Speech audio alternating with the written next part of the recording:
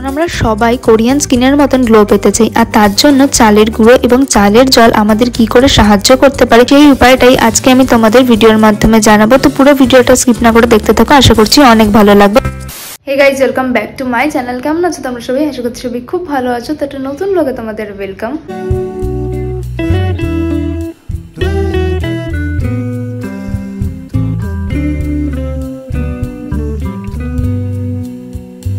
আজকে কিন্তু তোমাদের সাথে আমি আবারও একটা স্কিন কেয়ারের ভিডিও শেয়ার করতে চলেছি, যে তোমরা কিভাবে ত্বকের যত্ন নিতে পারবে আর তোমাদের স্কিনটাকে একদম গ্লোয়িং করে তুলতে পারবে আর কোরিয়ান স্কিনের মতন করে তুলতে পারবে। তার জন্য সবথেকে প্রধান উপাদান যেটা আমাদের লাগবে সেটা হচ্ছে চালের গুঁড়ো। চালের গুঁড়ো কিন্তু শুধুমাত্র এখন নয়, অনেক আগে থেকেই আমরা ব্যবহার করে আসছি, কারণ চালের গুঁড়ো দিয়ে কিন্তু ত্বকের যত্ন ভীষণ ভালোভাবে নেওয়া যায়। সেই জন্য আজকে তো পুরো ভিডিওটাতে এটাই থাকবে যে আমি কিভাবে চালের গুঁড়োটাকে ইউজ করছি আমার ফেসটাকে গ্লোয়িং করার জন্য এবং কোরিয়ান স্কিন পাওয়ার জন্য। শুধু চালের গুঁড়ো না, সাথে আরও অনেক কিছু রেমেডি আমি ইউজ করব। পুরো উপকরণগুলো তোমাদের সাথে তো অবশ্যই শেয়ার করব, পুরো পদ্ধতিটা শেয়ার করব। তো ভিডিওটা স্কিপ না করে দেখতে থাকো, আশা করছি তোমাদের অনেক ভালো লাগবে।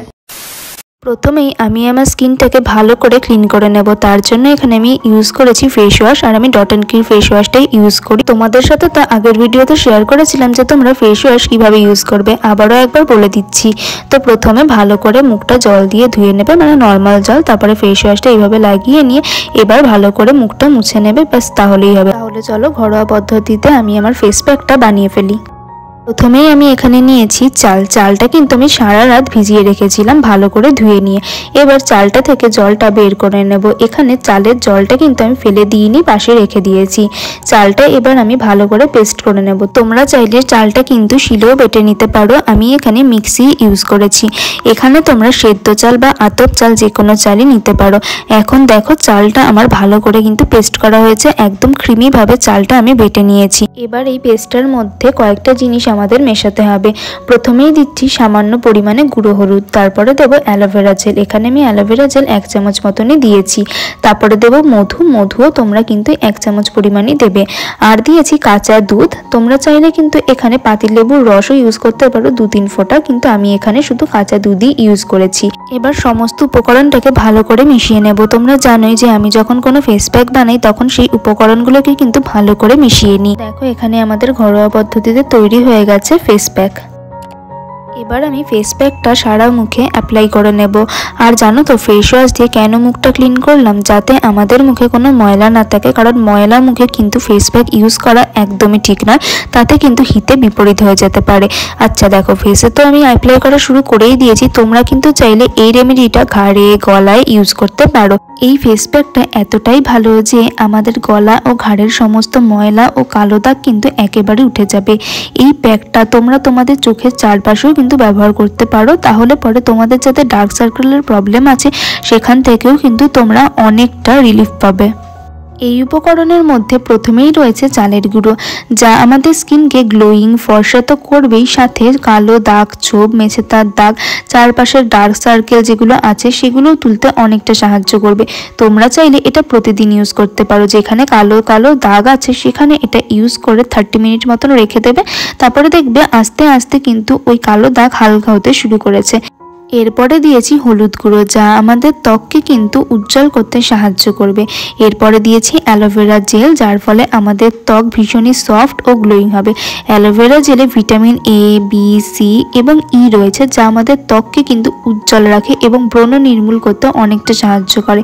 অ্যালোভেরা জেল কিন্তু খুবই ভালো। এরপরে দিয়েছিলাম মধু, যা কিন্তু আমাদের স্কিনকে অনেকটা সফট করতে সাহায্য করবে। শীতকালে মধু ইউজ করা কিন্তু অনেকটাই ভালো। সবশেষে দিয়েছিলাম কাঁচা দুধ। কাঁচা দুধ মাখলে কিন্তু ত্বকের যে বয়সজনিত সমস্যা রয়েছে তা রুখে দেয়।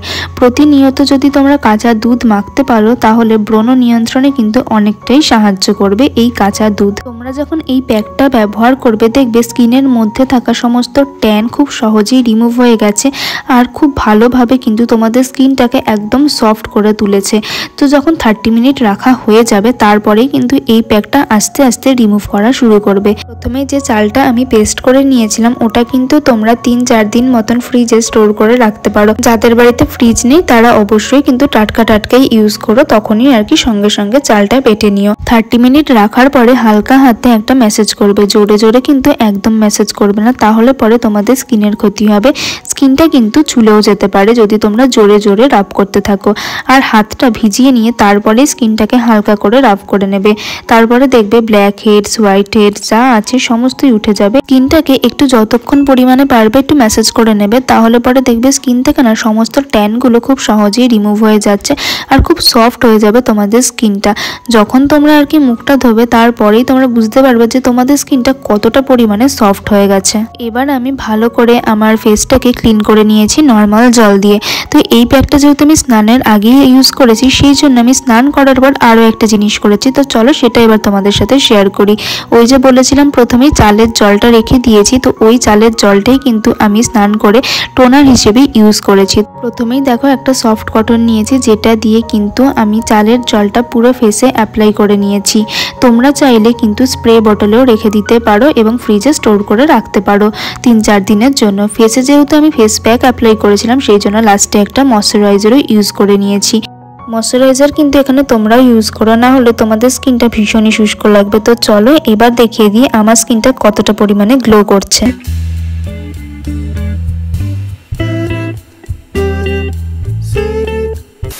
আজকের ভিডিওটা আমি এখানেই শেষ করব। তো তোমাদের যদি আজকের ভিডিওটা দেখে কিছু হেল্প হয়ে থাকে তাহলে অবশ্যই আমাকে জানিও, আর তোমরা কে কে এই পদ্ধতিটা ব্যবহার করছো সেটা জানাতেও ভুলো না। তো চলো আজকের ভিডিওটা এখানেই এন্ড করছি। যদি ভালো লেগে থাকে তাহলে লাইক করো, কমেন্ট করো, শেয়ার করো বন্ধুদের সাথে। আর যারা নতুন দেখছো তাহলে প্লিজ চ্যানেলটাকে সাবস্ক্রাইব করে দিই, পাশে থাকা বেল আইকনটাকে প্রেস করে দিও যাতে আমি ভিডিও পোস্ট করার সাথে সাথেই তোমাদের কাছে নোটিফিকেশন চলে যায়। তাহলে চলো এরপর দেখাবে আর একটা নতুন ব্লগে, ততক্ষণের জন্য টাটা।